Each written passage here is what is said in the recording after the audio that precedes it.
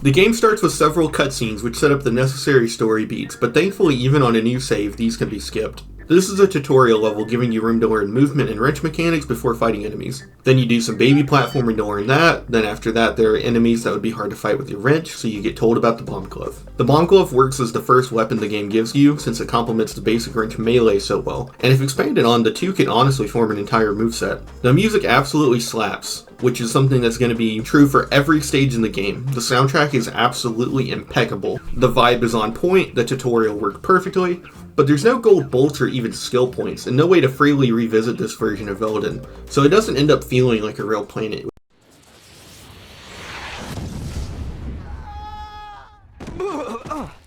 The first proper level is a city under attack, showing the effects of Drek's actions. Starting right in between 3 separate paths you can take, it shows off the non-linear pathing the game uses. Even though each path is designed to be completed linearly, the order you choose to do them is yours. And while this is mostly okay on the first playthrough, with retrospect it becomes an invaluable tool to spice up repeat playthroughs, on a fresh save or on New Game Plus. I have a philosophy when it comes to eating food, that you order the meal from worst to best. Eat the broccoli before the steak. And so on repeat playthroughs, it allows you to approach planets in the same way, where you get the okay paths out of the way, then purely have fun. And it creates an escalation on every planet. Or, if a path is made easier with the reward you get from another path, you can do that too. The design is praised for good reason, and not only works well when playing the game, makes it so you can determine the pace of the game for yourself. You'll also be able to buy the Pyrocitor, a close-range flamethrower. I think this weapon is very intentionally not too useful on this planet to enhance a repeat playthrough, since you also need to pay the plumber for an infobot. It's meant to drain your bolts so you can't buy the infobot and have to come back, teaching you that holding off on buying a weapon might be better than halting planet to planet progress, without harshly penalizing you since another path gives you a free infobot. While this is clever, it ultimately highlights one of my biggest problems with the game, which is that bolt management is the biggest factor of difficulty. I know how to do the Rilgar bolt glitch, so this isn't an issue for me, but I do think if infinite bolts weren't available, the game would be much worse off. The Pyrocitor spews a continuous attack wherever Ratchet is facing, making this more of a pressure tool if surrounded by enemies that you can keep firing and spinning until they're all gone. All the guns are designed this way, fitting in as tools more than weapons, and combat in this game is handled as a puzzle, getting through a level in the most efficient way possible with the right combination of tools to save the most money. This is why weapons like the wrench and taunter never lose value, since they don't cost money to use. I think this design is impeccable, and the only reason it doesn't work is because of how harsh the punishment is for poor bolt management. The broccoli path of this planet is the caves, which will teach you about swimming and diving. Other than tutorials, it's straightforward, but does hide a gold bolt, a collectible used to increase the power of your weapons. The system is rather cool, since you explore to find items that help you explore more efficiently. But gold bolts case by case are hit or miss, since sometimes they're painfully obvious and other times they're so obtuse and difficult they make the final planet seem easy. In the caves, you can blow up a hole in the wall with a bomb, which just like in Zelda 1 is never hinted at or explained remotely. The only possible way I can see defending this bolt would be to argue that on a repeat playthrough, you would avoid the Pyrocitor since you want to buy the infobot, and so you'd be spamming the bomb glove anyways, which it would be incredibly smart, but the problem is I've done this and never blown that wall up by accident.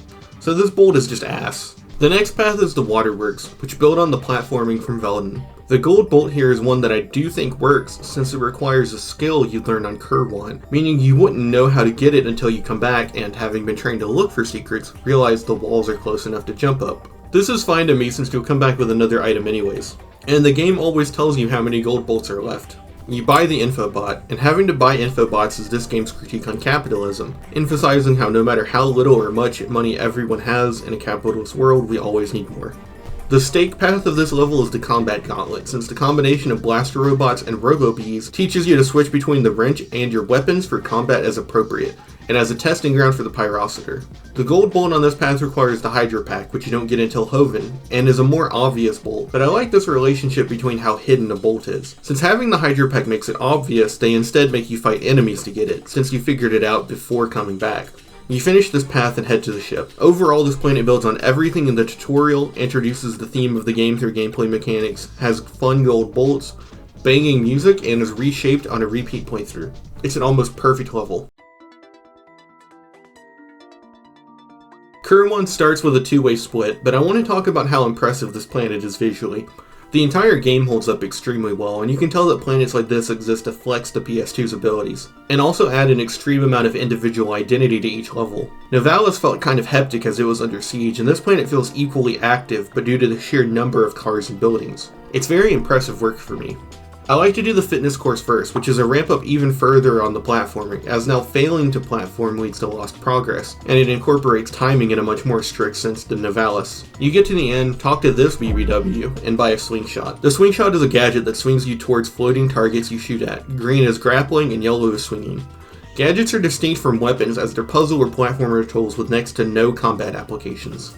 The next round is a combat gauntlet with enemies that are actually fairly difficult without the blaster, showing that skipping on the Pyrocitor to be able to afford the blaster right away can make the progression more fun. The blaster is a standard bullet shooter with some auto aim to compensate for the lack of strafing in this game, and is a tool that is useful consistently until the end of the game.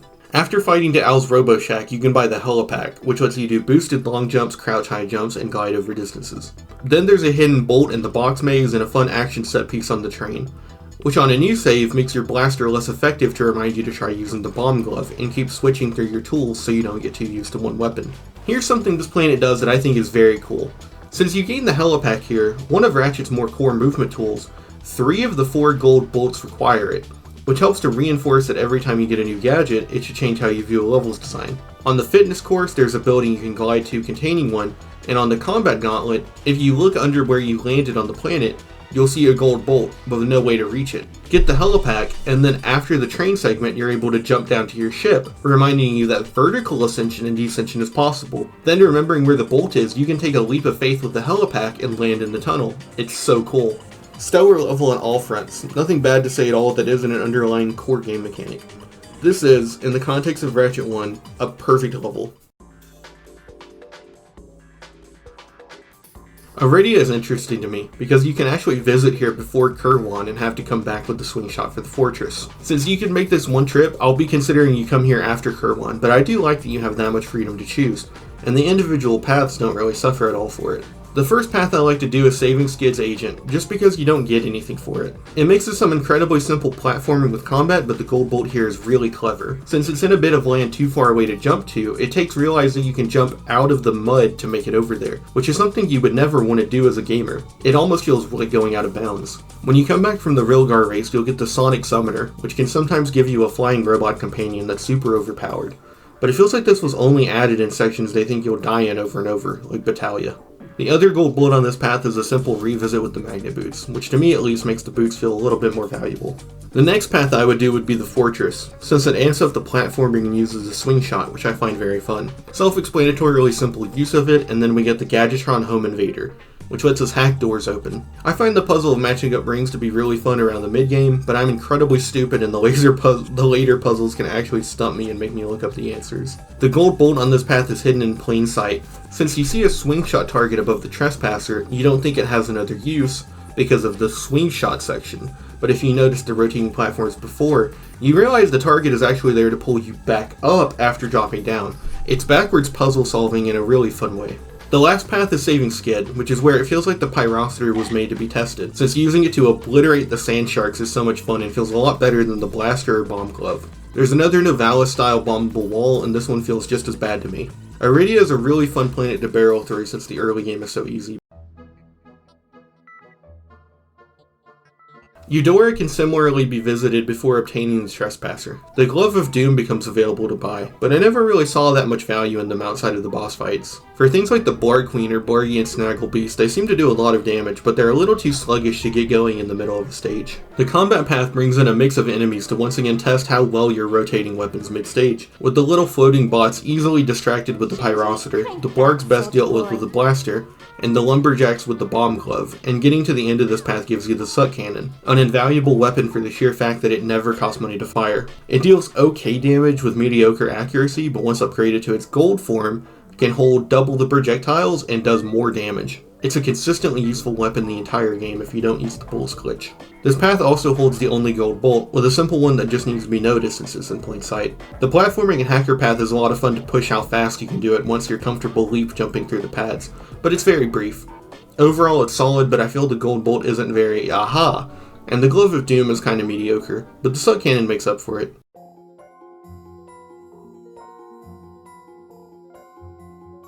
In case I was sounding too positive, don't worry, this is definitely the worst planet in the game that Ratchet is meant to go through. Before that, we get the Taunter as a new weapon, which is very niche for normal gameplay, but I am considering one of the best weapons in the game for enabling the Infinite Bolts glitch. With this, the Rhino is available as soon as the next level for tedious damage sponge bosses, your life is doubled on Orxon, you can be very liberal with ammo once you get the PDA, and all the gold weapons on Gemlik help with the beefier endgame. The broccoli path on this planet is most definitely exploring outside the station as Clank. And I'm just gonna be real with you, chat, Clank sections are doo-doo.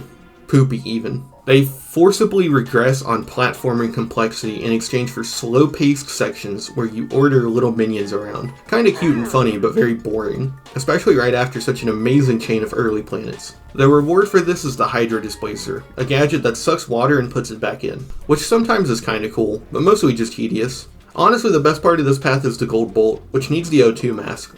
It's very simple to get, and the hardest part is just remembering it's here by the time you get the mask. The next path I'll go over is the self-destruct sequence. I actually do like this path with no caveats, as it's a timed explosion you need to escape from, but I think it is poorly paced, as right after this on Rilgar there's a similar path in a water level. You could consider that Rilgar's fault, but I'm gonna blame them both. The final path is the combat gauntlet of the level, which does some cool things. After getting the suck cannon on Eudora, you're immediately taught how limited it is against the toxic frog things, since there are too many for you to suck up in one magazine and they move too fast to get hit by the cannon.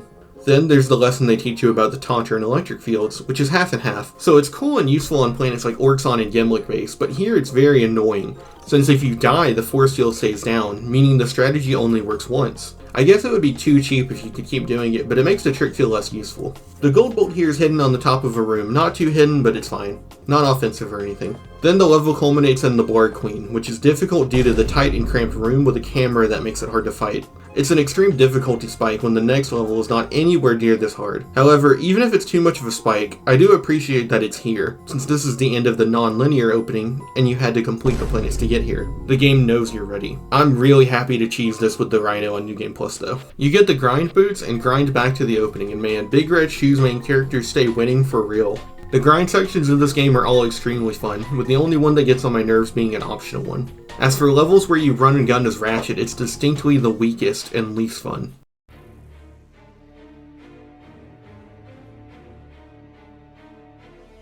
There's a reason they copy-pasted the music here for Up Your Arsenal, because it's perfect, deadass.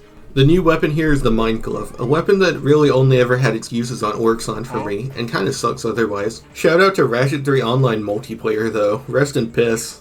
The water path we mentioned earlier is an intense escape sequence, which uses your slowed speed in water to make the platforming more intense, since if you rush through the level fast enough you can spend less time underwater. It throws enough enemies in the way that you risk being hit and knocked in the water if you avoid them, so figuring out the fastest way to kill them and keep moving is this little challenge. The only problem is that when it comes right after the Blarg Station, and potentially you could do those sequences back to back, which can muddle the pacing. The Gold Bolt is also cool since you just swim to the bottom with the O2 mask.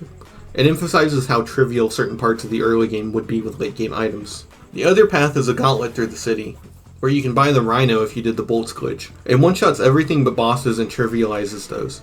I think it's not very fun to use outside of bosses, but is invaluable for Drek. The other gold bullet is along this path, hidden at the end of a maze of lasers, which the solution to is to get on top of the laser walls and run over to. It's very cool and feels like something I would try in a Bethesda game. I don't know if that's a compliment or insult, but I meant it as a good thing. At the end of this path we get to the hoverboard race, a really unfun minigame that acts like filler in place of more Ratchet gameplay, just like Clank. Unlike Clank though, speeding up the race is a skill issue you can improve on with memorization and reaction speed, so it's not all bad. Oh, and you can do this by the way.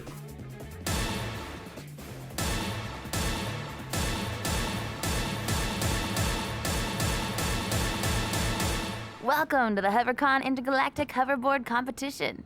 Captain Qwark's giving away a brand new Platinum Zoomerator to the winner of this competition. A Platinum Zoomerator? Perhaps that will be the proof of your accomplishments that Skidd's agent requires. Wait, do you guys mean Skidd McMarx? Yeah, Skidd couldn't make it, so we're here to, fill in for him. Guess we'll see about that. Umbris is a straightforward obstacle course, no real two ways about it, and that makes extreme sense with the context of the level being a death trap for Ratchet and Clank. All I can say is that it's very good, and the time switches combined with turrets is a super fun challenge. The gold bolts are both simple cases of noticing platforms that a hidden drop exist. Really, the only thing that stands out to me is the Snaggle Beast, which I always cheese with the Rhino, but otherwise is just a very tedious battle. While this sounds like I'm glossing over Umbris, it's an incredibly simple test of all the skills you've learned up until now with some decent bolts. Showing that the increase in difficulty wasn't just from Qwark's test, Batalia almost requires the Devastator, which becomes available once you're here. The Devastator is a high-power rocket launcher with tracking that kills most things in one hit, the drawback being the limited ammo capacity and expensive ammo. From this point on, the game almost relies on the assumption you buy it and treat it as a get-out-of-jail-free card, making it so there are too many enemies for you to use it as your main weapon on a level. Batalia is a straightforward combat gauntlet, with a gold bolt behind a hacker puzzle, boring and hidden behind some boxes. Also boring.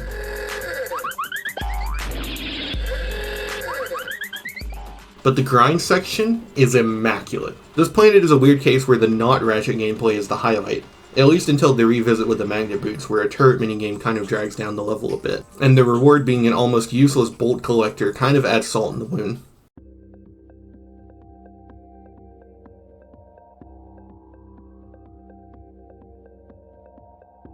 Long, drawn-out, tedious Clank section that only lets us do a boring-ass turret minigame on Batalia because of the magnet boots. No thanks. The one positive thing I think this planet does is show that even if Ratchet is being a jerk, Clank needs his help since he can barely handle this half of the planet on his own. Now, it might be that this planet usually comes right after Orxon 1 for me, but I love this planet. In large part thanks to the Walloper, a super fun and useful weapon. It acts as an upgraded wrench but takes up the weapon slot. The most useful part of this weapon is the invincibility frames it gives you when attacking. It takes up no ammo either, and can also be used in more niche scenarios like ambushes on Quartu. Really, until challenge mode, this is such a great weapon. The mandatory path is the pilot helmet needed for Pokitaru, which shows off the Walloper and also emphasizes its limitations, since plenty of tough guns in close quarters make the Devastator and Pyrocitor look more appealing. The gold bolt hidden on this path is also one of the more fun ones. In hindsight, it's so obvious, but needing to jump into a volcano for it is something that felt wrong while I was doing it in a good way. The combat gauntlet underground also feels extra grueling right after an entire path, which is such a good challenge. The platforming for the other gold bolt is a really fun set of straightforward slingshot targets and jumping, but blowing up the ship to make the pieces of it fly into the lava for platforms is so cool. Overall, more than anything for me, this planet feels so good right after Batalia and Orxon 1, back to back. Pokitaru, even more than Gaspar, is designed to be a breather.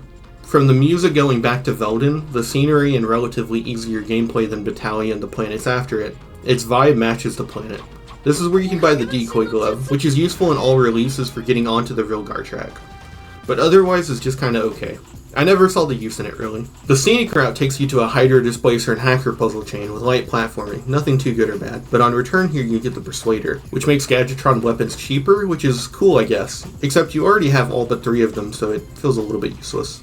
The main path is an escort mission, but thankfully not like a normal one. You just need to get through the level while Dan the Man Schneider follows you.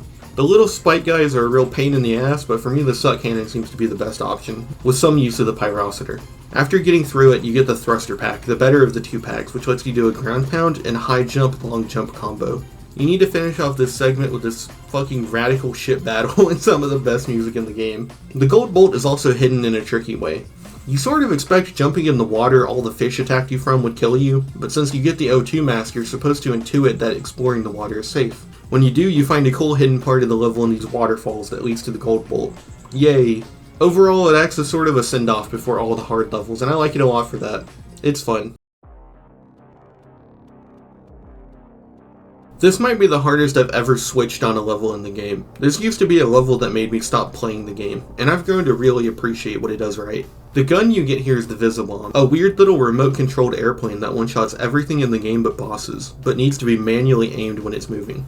The left path is a more traditional gauntlet path, with plenty of enemies and Blarg warships which test your ability to find cover and aim the Visibomb. After making it through, you can buy an extra point of life, or if you cheated, double your health, which makes the rest of the game significantly more doable. The gold bolt on this path is as simple as finding a wall you can jump on. The other path, however, is a weird mix of insanely long gauntlet, magnet boot platforming, and a stealth section. The annoying crab guys that are sleeping only wake up if the bluebirds wake them up, meaning you can approach the fight by just taking them out then running past them, or get creative with all the ways the planet gives you terrain advantage to throw out mines or glove of dooms, and in some parts even use the taunter to take advantage of the electric fields. However, if you choose to fight the crab guys early, you can use the Devastator or Visibomb to snipe these birds before getting to them in the magnet section, meaning you either need to choose between easily sneaking by and struggling later, or fighting now for an easier path later. It's so cool. After all this, you end up with the info bot, and now we're ready to go over what might be the most insane gold bolt in the game. In this part of Clank's section, there's a gold bolt with a target behind it, so using one of the rocket launchers, you blow it up and realize there's more behind it. And you have to chain several tightly executed Visibombs through this tunnel until you can clear a path from this stealth section. This is so weird, and honestly, I couldn't do it. It's a skill issue. But there is a cheater way in challenge mode, which I had to resort to for all 40 gold bolts. So you know what I think? If you separate this from Orxon 1, this is honestly a goated ass planet, which I think highlights the strengths of this style of weapon design compared to Commando and Arsenal style. While the vibe is tense and all, I honestly think the more you play it, the more fun it becomes to experiment here, because the increased difficulty encourages you to spice things up. Hoven has one of the cooler weapons of the game, the drone device. It acts as a shield, but unlike the shield charger, has a lot of flaws to keep the balance of the game intact. The most interesting to me is that the drones fail to protect you from hazards like fire and explosions, and have to keep up with your movement speed, making them useless on grind rails. But acting as a 6 free hits against enemies is still too useful to ignore. The worst path is definitely the main one, since the turret boss fight is just so tedious and annoying. The platforming is very fun, and I like that the mines in the stage are used to chip at your drones before you reach the top, but damn, this turret boss is just agonizing. The gold bolt is simple timed platforming, but it's tricky, so it's fine. The Hydra Displacer is also tedious, since all it requires is the patience to swim around slowly. While they were probably trying to emphasize that since you get the Hydra pack right after this, it's still boring. But I do like that the gold bolt is hidden in the submerged cave, similar to Rilgar. The ice platforming path somehow ends up being the best, since I think with Clank on your back, it isn't all that tough, and I really like the tight timing on this wall jumping switch segment. It's something I mess up once or twice every time, but it feels like my fault. Mixed with timing the swing shot through the electric walls, I actually look forward to this path the most.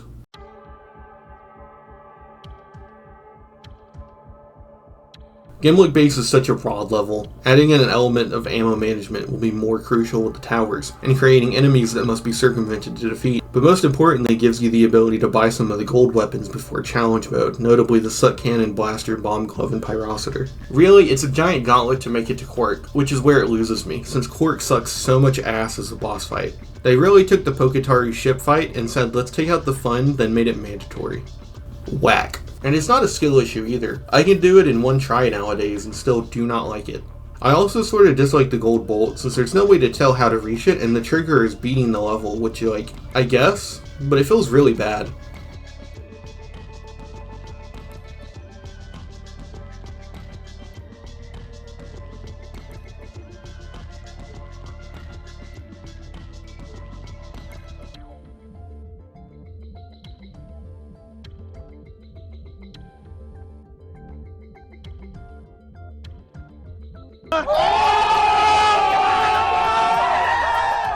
Definitely a shorter planet, but honestly kind of half and half.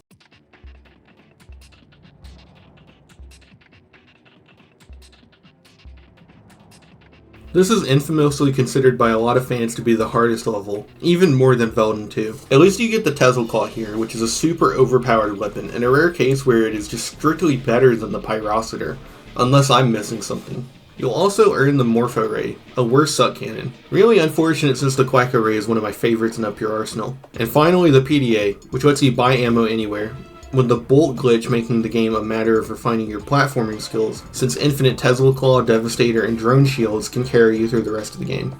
The PDA path is a combination of magnet boot weaving through mines and ice floor platforming. But the catch is Clank isn't with you because of the electric storm on Oltanis, meaning Clank has to do the hardest segment of the game solo, and while you get through it, it shows you that Ratchet and Clank, like on Orxon 1, really do need each other to bring out their best. The gold bolts here are one that's a simple case of noticing it, but the other one is more devious. When you're jumping up and itching right to jump on the ice, you can keep going, which seems obvious, but because this hasn't ever had a secret like this before, and there was a gold bolt a few seconds ago, It feels a little nasty. The Morpho Ray is another Gauntlet stealth mix, where alerting to guard ships will lead to insane hellfire, but you can destroy all these turrets if you've got the right weapon out.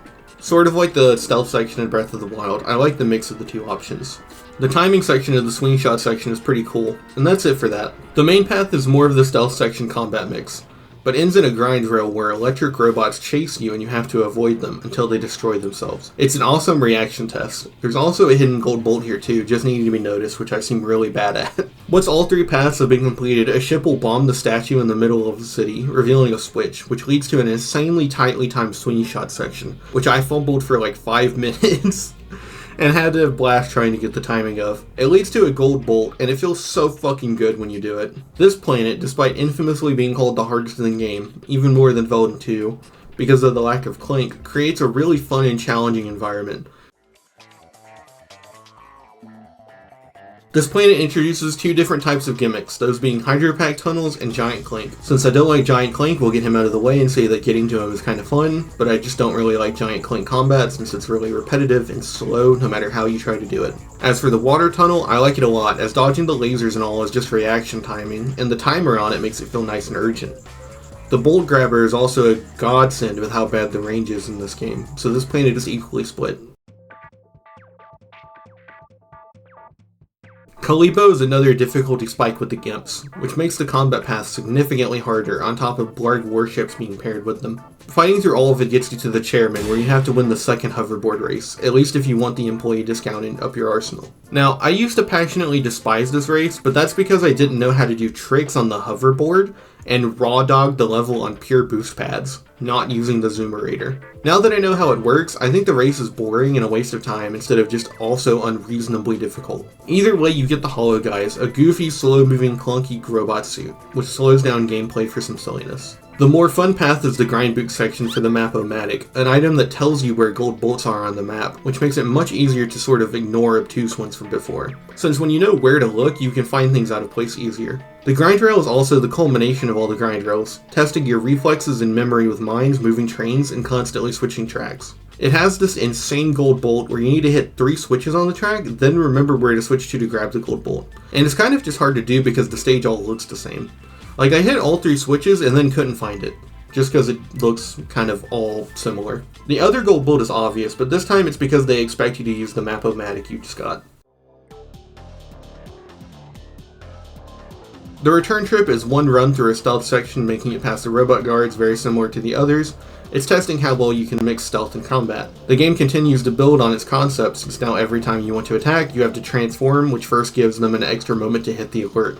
The gold bolt on this visit is in Clank's mom room, but for the most part, I think unless the action required to get a gold bolt is unique, I won't mention them since the Map-O-Matic spoils the discovery now.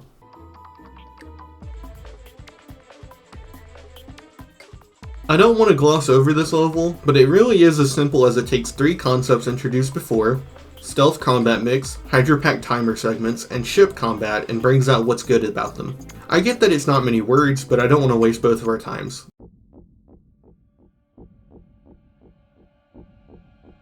Veldin is an extremely simple enemy gauntlet, broken up with gadget puzzles to show off every item you gained on the way here. It brings out the most challenging aspects of combat, but it never feels unfair. The one thing I want to highlight about the level is the gold bolt you get with the taunter, since this is a spirit temple moment that caught me off guard. I thought it was perfect in hindsight since levels like Gemlik and Orxon brought the taunter back as a weapon. It could also be used as a puzzle tool as wicked. Drek is definitely way too hard, but also the final boss, so it's fine, since it fundamentally reshapes the way you play the game. All of the individual strengths and weaknesses of each stave I just went over kinda get thrown away, and it becomes this time attack mode where you use combinations like Drone Device, Gold Tesla Claw, Gold Devastator, and the PDA to barrel through levels like never before. It's this added layer of replayability that enhances the progress and value of having an old save that's beaten by the game. But that's most of what I can say about Ratchet 1. Music is really good, vibe is immaculate, looks really good for its time, aged well, gameplay is genius. Bye.